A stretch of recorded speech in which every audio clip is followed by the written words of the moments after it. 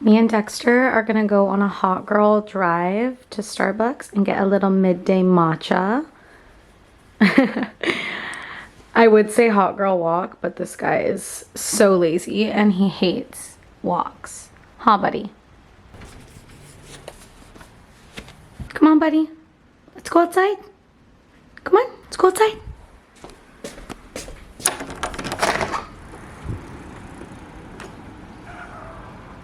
Dexter, let's go outside. He really is the laziest dog. Come on, buddy. He's really gonna make me clip his leash onto him in the bed. He needs fresh air just as much as I do. Okay, come on, buddy. You're all clipped in. You have no other choice now. Good boy. Let's go. Let's go.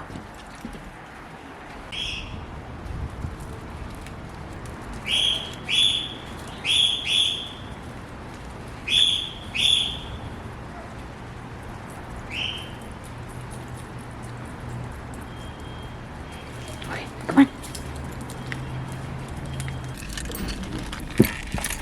It's so crazy how ads work. Like, I never crave matcha. I don't really drink it, but I saw an ad come up on my phone for like some matcha. Actually, it wasn't even an ad for the matcha itself. It was just an ad for those little electrical whisks, and they were making matcha, and I'm like, now I'm gonna go get a matcha. Treat yourself. I also had a gift card. I would never like pay my own money for Starbucks.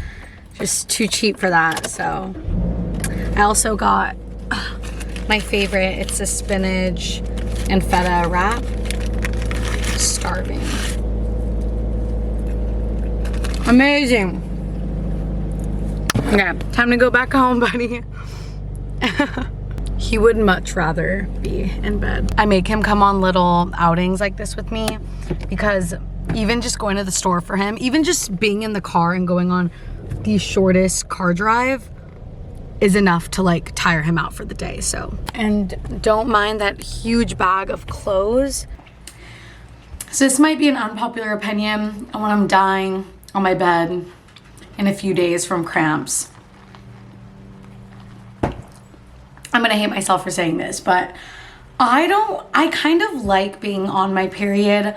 I feel like life is so hectic and I feel like I'm always just like go, go, go and on this grind, and I feel like the week that I'm on my period is like time for me to slow down, really like take care of myself, do things to make me happy. Like if you know me, you know I don't treat myself. I'm like a super cheap ass when it comes to like spending money. Like if there's no purpose or it's not going to be around for longer than, you know, a certain amount of time, I'm like, I don't need it. Except for like trips and vacations like that, like stuff that makes memories, I'll spend as much money as I possibly can. But like little things like this, like Starbucks, you wouldn't catch me. But when I'm on my period that week, I'm like extra kind to myself. I'm like treating myself to things, and it's just nice. And I'm like really just like take things slow and listen to my body, and it's just it's a nice week to like reset. Okay, anyways, that's not what I'm talking about today. My original plan was to film a YouTube video along the lines of how to get more comfortable being in front of the camera I can't talk today, for recording YouTube videos. But then I realized after doing some like video planning and I got really deep to it, I'm like, I don't think the fear is being on camera. I don't think anyone fears like sitting in front of a camera. I mean, I think the majority of us wouldn't. Maybe it does scare some people, and hey, I mean, that's you. I think the main fear really resides behind us as humans caring too much about other people's opinions and what other people think of us. I don't think it's necessarily the camera that is scary.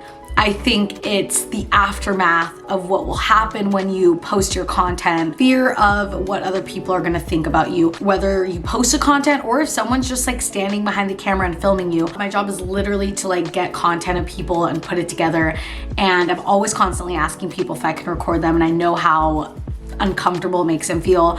And I'm always like, it's okay, like, you know, it'll be fine. But then the other day I had my coworker record me saying something, and I was like so nervous. And we really recorded that like 5-second video over 30 times because I was so nervous. And I'm like, oh, so this actually is very nerve-wracking because there's someone behind the camera filming me. And this is like really weird. I'm just used to like throwing up a camera in my room and talking to the wall.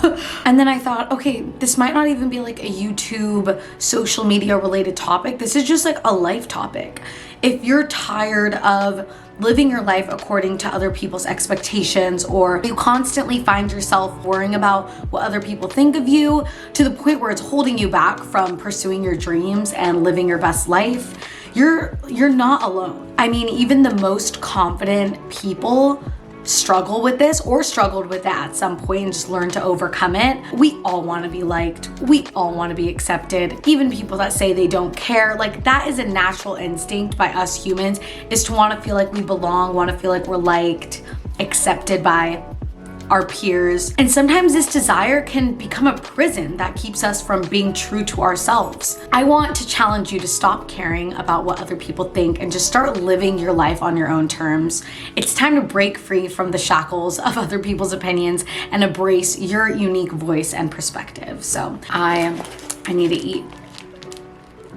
It's funny because my boyfriend's always telling me like, you don't care what people think about you. Like you always just do whatever you want. And like, it's funny because it's like not really true. I would say for a majority of my life, up until kind of recently, I've always gave a huge fuck about what people thought about me. So I grew up a dancer. I was a dancer for many years of my life. And I think to all my dancers out there, you would probably relate. Like you're constantly growing up in this atmosphere where you're being compared to, you're being critiqued and criticized, like down to every single detail about yourself. You are constantly being literally like put on a stage and judged. And I mean like the dance atmosphere itself, like if you watch Dance Moms, you know, it's like pretty catty. So you're like constantly like you're best friends with your teammates, but you're also like their worst enemies because there's constant comparison all the time. And it's molded me as I grow, as I've, you know, grew up. I've always paid so much attention to what people think about me because it's just natural. So let's just start off with the question, like, why do we care what people think about us? And I think a huge part of it is just social acceptance. Like as social beings, we have the fundamental need to belong and be accepted by others. We naturally just seek approval from those around us. And this makes us feel valued and included in social groups. I also think there's like a huge fear of rejection, and rejection can be painful. It's naturally what we just want to avoid. Also, in today's highly connected world, we are constantly exposed to other people's lives and achievements through social media and other platforms. So it's really easy to compare yourself on the daily.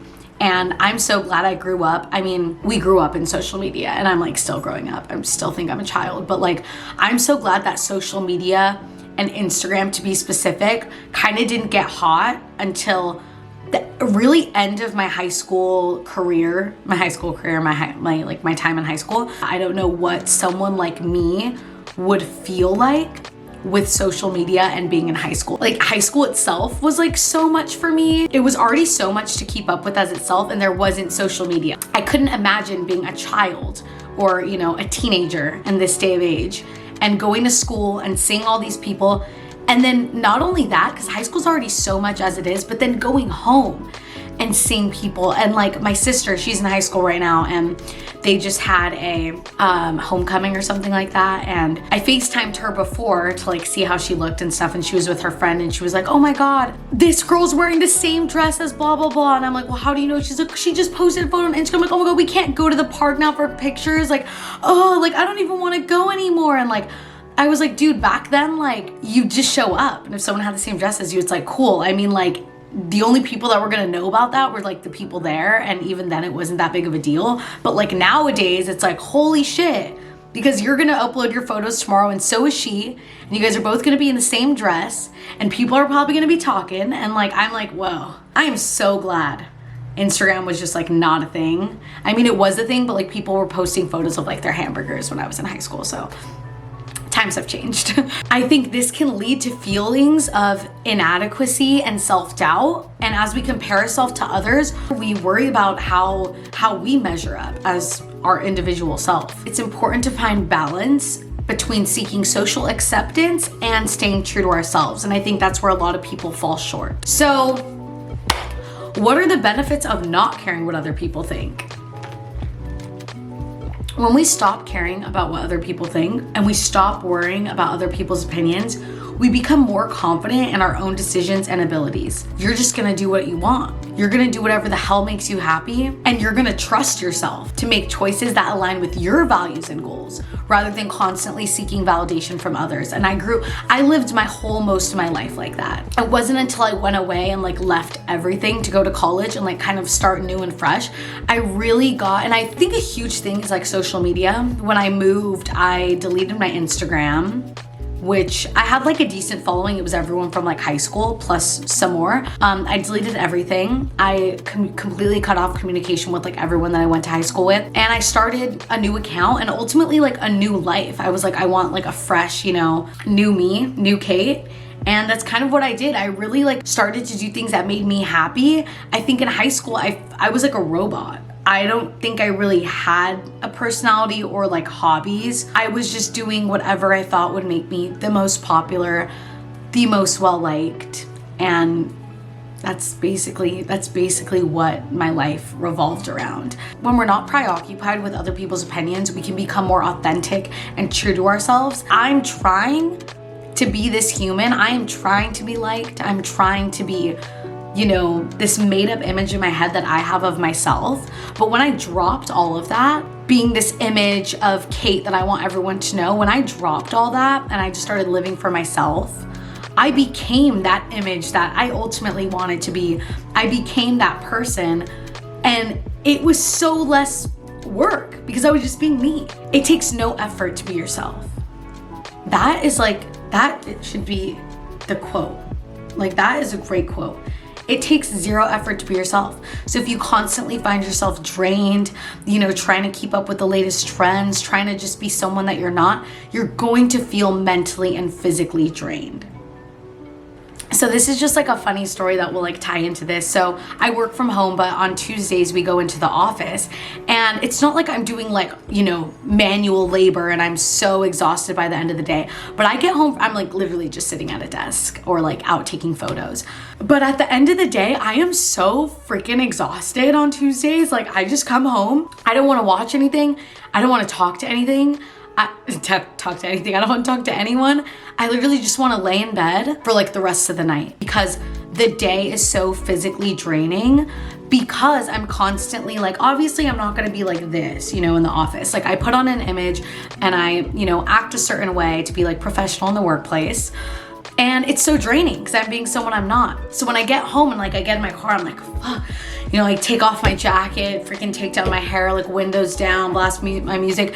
The day is so draining because you're being someone you're not. So if you're doing that every single day, you're going to get burnt out by it. You're going to feel frustrated and you're going to feel just freaking tired. It's almost like when you go to hang out with a group of people, whether you're an introvert or an extrovert, some people are gonna drain you and some people are gonna energize you. When I'm hanging out with like my best friend Erin and my boyfriend Nick, hours on end, days on days on days, and not feel drained after, because I'm truly just being myself, and it requires no energy to be yourself. Surround yourself by good people. Surround yourself by good people who can fully let you be who you want to be. I think what I struggled with a lot, I would do this thing called masking, and some people would call it fake or two-faced, but like, I think I saw the term masking and I'm like, dude, this is literally my life. This is what I always did. I feel like based on the interests of the specific group or based on like who it was, I would like mold my personality a little bit to fit in that group better. I mastered that. And like, it's not good because I should just be myself and like let people accept me for, who I am. But that wasn't the case. I already mentioned, I literally live my life wanting to be liked by others.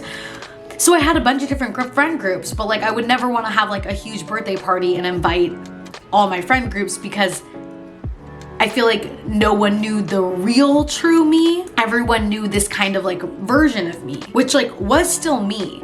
just, you know, a little tweaked here and there depending on who I was with. Now that I'm thinking back, I'm like, that's really sad. Like, it's really sad. It wasn't until I left high school that I realized, like, that was really draining. That was so draining to keep up, like, with like 10,000 different images of myself. I think the older I've gotten, I've been able to make like genuine friends. It's okay, buddy. With time, I've been able to make genuine friendships, and I don't feel like I'm, you know, putting up this image of myself, have to be someone that I'm not. And it's true freedom when you're not constantly trying to please others or worrying about what people's opinions of you might be. And this brings me to my point of, like, ironically, when we stop caring too much about what others think, we build stronger and more meaningful relationships. Because when you're true to yourself, we attract people who appreciate us for who we are, rather than those who only value us based on our conformity to their expectations. So this leads to the big question: how do you stop caring about what other people think about you?